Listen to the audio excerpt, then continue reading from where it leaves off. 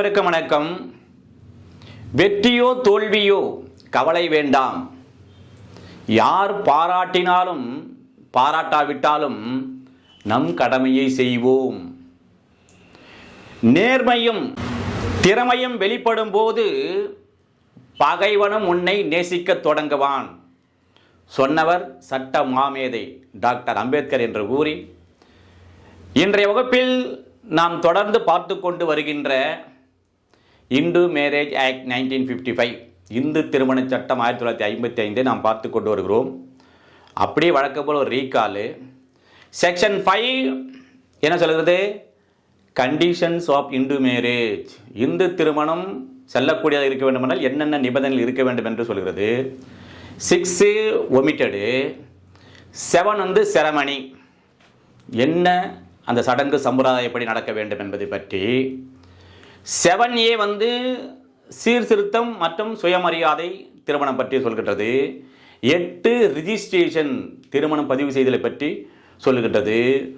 9 restriction of conjugal rights, மீண்டும் சேர்ந்து வாழ்வதற்காக மனு தாக்கல் செய்யப்படுவது. 10 என்பது ஜுடிஷியல் செப்பரேஷன், நீதிமுறையில் அந்த நீதிமன்றமாகவே தனித்தனியாக பிரிந்து வாழ்வதற்கான பெட்டிஷன் போடலாம்.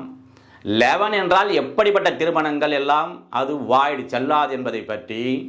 12 என்பது வாய்டபிள், தவிர்த்தகு திருமணம் என்பதை பற்றி 12 சொல்கிறது. 13 எந்தெந்த கிரவுண்ட்ஸின் அடிப்படையில் விவாகரத்து மனு தாக்கல் செய்யலாம் என்று சொல்கிறது. அதிலே சப்சிக்வெண்ட் 2 மனைவி மாத்திரமே டைவர்ஸ் போடலாம் என்கின்ற கிரவுண்ட்ஸை சொல்லுகின்றது. 13A alternative relief for divorce proceeding, அதாவது விவாகரத்திற்கு மாற்று பரிகாரம் என்ன என்பதை பற்றி, அதனுடைய நடவடிக்கைகளை பற்றி சொல்லுகின்றது. பிறகு 13B என்பது மியூச்சுவல் கன்சென்ட், 2 பேரும் பரஸ்பரமாக இணைந்து பிரிந்து கொள்வதற்காக மனு தாக்கல் செய்வது. பிறகு 14ல் no petition within 1 year from the date of marriage, திருமணம் நடந்த தேதியிலிருந்து ஓராண்டுக்குள்ளாக விவாகரத்துக்காக மனு தாக்கல் செய்யக்கூடாது என்று சொல்லுகின்றது. பிறகு 15 டிவோர்ஸ் பெர்சன், விவாகரத்து பெற்ற பிறகு எப்பொழுது அவர்கள் மறுமணம் செய்து கொள்ளலாம் என்பதை பற்றி சொல்கின்றது. 16 போன வகுப்பில் பார்த்தல என்ன, அந்த legitimacy of children born out of void and voidable, அந்த செக்ஷன் 11 படி திருமணம் செல்லாது என்று அறிவித்த பிறகு ஒரு குழந்தை இருந்தால் அதனுடைய லெஜிட்டிமசி, சட்டப்பூர்வமான அது நிலை என்பதை பற்றி பார்த்தோம். இப்போ என்ன பிரிவு பார்க்க போகிறோம்னால் 17 பனிஷ்மெண்ட் ஆஃப் பைகாமி.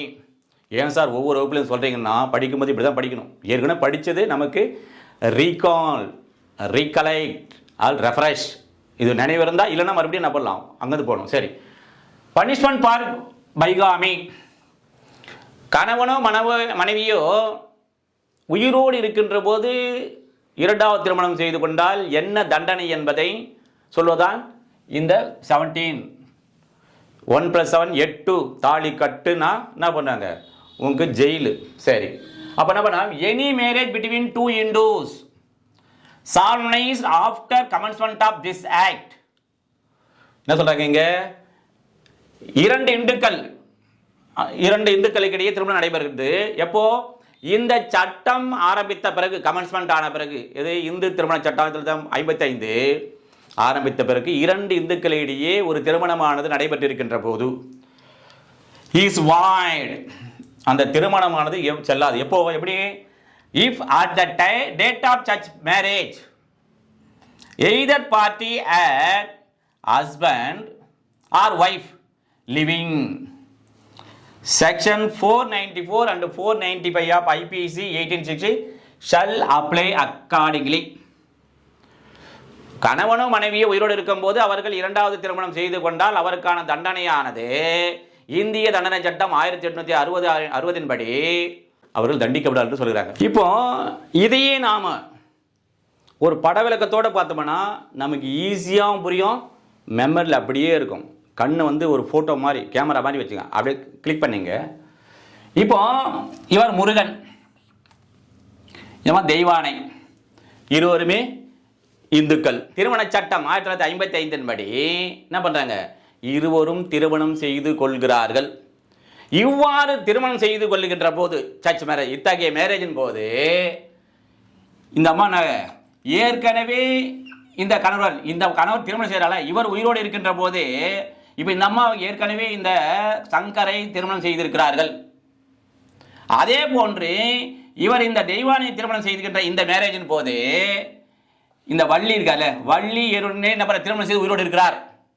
இவர் உயிரோடு இருக்கின்ற போதே முதல் மனைவி, இரண்டாவதாக இவரை திருமணம் செய்து கொள்கிறார். அதே போல் ஏற்கனவே சங்கர் என்பவரை திருமணம் செய்து இவர் உயிரோடு இருக்கின்ற போதே இந்த அம்மா என்ன பண்ணாங்க, இந்த முருகனை கையிலான திருமணம் சொல்லிக் கொள்கிறார்கள். இவ்வாறு இவர்கள் முதல் கணவரோ முதல் மனைவியோ உயிரோடு இருக்கின்ற போதே இந்த திருமணத்தை இந்து திருமண சட்டப்படி 1950 திருமணம் செய்து கொள்கிறார்கள் என்று சொன்னால் இவர்களுக்கான தண்டனை எப்போ 494 and 490 படி தண்டிக்கப்படாமல் சொல்லிட்டாங்க. அப்படி என்றால் இவர்கள் இருவருக்குமான தண்டனை, யார் தண்டனை? இவங்க தான் தண்டனை. இவர்கள் இருவருக்குமான தண்டனை, இவங்களுக்கு கிடையாது தண்டனை. இவர்கள் இருவருக்குமான தண்டனை என்ன? ஃபர்ஸ்ட் ஐபிசி என்னன்னு பார்த்துருவோம். என்னவென்றால் செக்ஷன் 494 படி என்ன தண்டனை? எய்தர்னாவே சிம்பிள் ஆர் ரிகரஸ், மெய்க்காவல் தண்டனை அல்லது கடுங்காவல் தண்டனை, ஏதாவது இரண்டில் ஒன்றுன்னு அர்த்தம். மே எக்ஸ்டெண்ட் 7 years, மே எக்ஸ்டெண்ட் அர்த்தம் 7 ஆண்டு காலம் வரை நீடிக்கக்கூடிய, அப்போ 7 மாதம் கூட கொடுக்கலாம். இந்த அஃபென்ஸ் என்ன? இது காமண்டபிள் தான். காமண்டபிள் அர்த்தம் சமரசம் செய்து கொள்ள முடியாதான். யார் புகார் கொடுத்தா அவர் என்ன பண்ணுறாங்க, இல்லைங்க நான் எங்க சமரசம் ஆகிவிடும் என்று சொல்லலாம். எந்த பெட்டிஷன் போடணும்? 320 ஆஃப் சிஆர்பிசி 1973 படி. அதே மாதிரி ட்ரையபிள் பை ஜுடிஷியல் மேஜிஸ்ட்ரேட் எங்க இருக்குது? 11 ஆஃப் சிஆர்பிசி இருந்தது. இப்போ செக்ஷன் 9ல பிஎன்எஸ் எஸ் அது 2020 வந்துடுது, பாரதிய நாகரிக் சுரக்ஷா சன்னிதா வந்துடுது. சரி, இப்போ அண்ட் ஷல் ஆல்சோ ஃபைன் அர்த்தம் கண்டிப்பாக இவர்களுக்கு அந்த சிறை தண்டனை கொடுத்தாங்கன்னா அபராதமும் கண்டிப்பாக விதிக்க வேண்டும். சரி, செக்ஷன் 495 என்ன சொல்லுது? ஏற்கனவே இதுக்கு அது வித்தியாசம் என்னன்னா, ஏற்கனவே இவர்கள் திருமணம் ஆகியிருக்குது இந்த கணவருடன். இந்த கணவருக்கு ஏற்கனவே மனைவி திருமணம் ஆகியிருக்குது. ஆனா என்ன பண்றாரு, இந்த திருமணத்தை மறைத்து இந்த பொண்ணு சொல்றாரு, ஏமா இதான் ஃபர்ஸ்ட் மேரேஜ்மா, எனக்கு எப்பவுமே திருமணம் நடக்கலமா அப்படி என்று இதை மறைத்து இவளை யாரு தெய்வானை திருமணம் செய்து கொள்கிறார். இந்த கணவர் சொல்றாரு இந்த தெய்வானை கிட்ட என்ன சொல்றாரு, ஏமா சாரி மனைவி சொல்றாங்க இந்த முருகன் கிட்ட, அம்மா எனக்கு ஐயா எனக்கு திருமணம் ஆகலைங்க, நான் கன்னி பெண்ணுங்க, இந்த பாருங்க அப்படின்னு சொல்லிட்டாரு. இந்த கணவர் உயிரோடு ஏற்கனவே கல்யாணம் பண்ணிட்டு உயிரோடு இருக்கும்போது அம்மா என்ன பண்ண முருகன் சொல்றாங்க, எனக்கு கல்யாணமே ஆகவில்லை என்று இவரை திருமணம் செய்து கொண்டால் அப்படின்னா அர்த்தம் இவர்கள் இருவரும் தான் குற்றவாளிகள், இவர்கள் இருவரும் தான் தண்டனை. சரி, இதுதான் சப்ரஸ் பண்றது, ஏர்லி மேரேஜை சப்ரஸ் பண்றது. அப்படின்னா அர்த்தம் இங்கேயும் என்னது, எய்தர் தான் சிம்பிள் ஆர் ரிகரஸ். இங்கே 10 years மே தான் 10 மாசம் கூட கொடுக்கலாம். அதுவே நான் காமண்டபிள், சமரசம் செய்து கொள்ள முடியாது. அண்ட் ஷல் ஆல்சோ ஃபைன், கண்டிப்பாக அவர்களுக்கு அபராதம் விதிக்க வேண்டும் என்று சொல்கிறது. 53ல பனிஷ்மெண்ட் வரும். அதாவது 53ல பனிஷ்மெண்ட் இருக்குதுல்ல, அதில் ஓகே அதில் ஃபைன் வருது. அதே மாதிரி பர்டிகுலர் ஃபைன் எங்கே வருதுன்னா 63 ஆஃப் ஐபிசியில் ஃபைன் பஸ் சொல்லியிருக்கும். இப்போ அப்படியே புதிய சட்டத்துக்கு வருவோம். எங்க பாரதிய நியாய சன்னிதா 2023 வருவோம். ஐபிசி மாறிச்சுல இப்போ. அப்போ இங்கே இந்த 494 and 495 எந்த சாப்டர்ல இருந்தது? சாப்டர் 20ல இருந்தது. அஃபென்சஸ் ரிலேட்டிங் டு மேரேஜ் இருந்தது.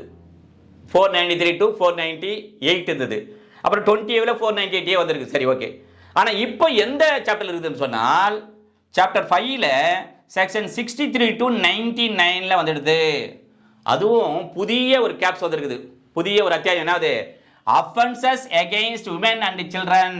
இது ஏற்கனவே இந்த ஐபிசியில் இல்லை, ஓகேவா? இதுல இங்க என்னன்னா அந்த 494க்கு 82 சப்ஷன் 1 ஆகவும் 495க்கு 82 சப்ஷன் 2 ஆகவும் புதிய சட்டத்தில் இருக்கின்றது. என்ன சொல்லுது? Marrying again during life time of husband or wife. பார்த்தல இருக்கணுதா? மேரேஜ் பண்றாங்க எப்போ? ஏற்கனவே இருந்த மனைவியோ கணவனோ உயிரோடு இருக்கின்ற போது திருமணம் செய்து கொண்டால். சரி, அதே போல இங்க என்னது? சேம் அஃபென்ஸ் தான். இதே தான் திருமணம் செய்தாங்க. என்ன பண்றாங்க? இங்க மறைக்கிறாங்க. அதாவது என்னது? Concealment of former marriage. அந்த திருமணத்தை மறைத்து செய்து கொள்கிறார்கள். அதே அஃபென்ஸ் தான். அதே மாதிரி இதான் பிஎன்எஸ் 2023. சரி, இங்கே அதாவது பனிஷ்மெண்ட் எந்த பிரிவில் சொல்லப்பட்டுள்ளது என்றால் பிஎன்எஸ்ல என்றால் அதான் 82 சப்ஷன் 1 இல்லை, either May extend to 7 years தான். எய்தர்னா தெரிய இருக்கணும் உங்களுக்கு, இரண்டில் ஏதாவது ஒரு தண்டனை 7 ஆண்டு வரை நீடிக்கக்கூடிய. இங்கே அதே ஷல் ஆல்சோ ஃபைன் தான். இங்கே காமண்டபிள் என்றால் காமண்டபிள் நான் காமண்டபிள் 320 சப்ஷன் 1 and 2 இல்லை. இங்கே 359ல் சப்ஷன் 1 and 2 வச்சுங்க. 1ன்னா with permission, without permission of the court. 359 subsection 2னா with permission of the court ஞாபகம் வச்சுங்க. அதே மாதிரி ஷல் ஆல்சோ ஃபைன், இது நான் காம்பண்டபிள். நான் காம்பண்டபிள்னா நெய்தர் 359 1லையும் வராது 2லையும் வராது பிஎன்எஸ்ல. அதே மாதிரி ஃபைன் எங்கே இருக்குது சொன்னால் இந்த 4E சொல்லியிருப்பாங்க. இதில் 4E. அதே மாதிரி 81 ஆஃப் பிஎன்எஸ் 2023 இருக்கும். இவ்வாறாக நாம் புரிந்து கொள்ளுதல் வேண்டும். இப்போ இதையே நாங்கள் இப்போ பார்த்துட்டீங்க, இந்த செக்ஷனை 17 ஆஃப் இந்து மேரேஜ் ஆக்ட் பார்த்தீங்களா? இதில் உங்களால் இப்போ பார்த்த வீடியோவில் எத்தனை கேள்விகளை நீங்கள் தயார் செய்ய முடியுமோ அந்த தயார் செய்து அதை தொடர்ந்து பயிற்சி செய்து முயற்சி செய்து வந்தால் வெற்றி நிச்சயம் என்று கூறி அடுத்த சந்திப்போம். நன்றி, வணக்கம்.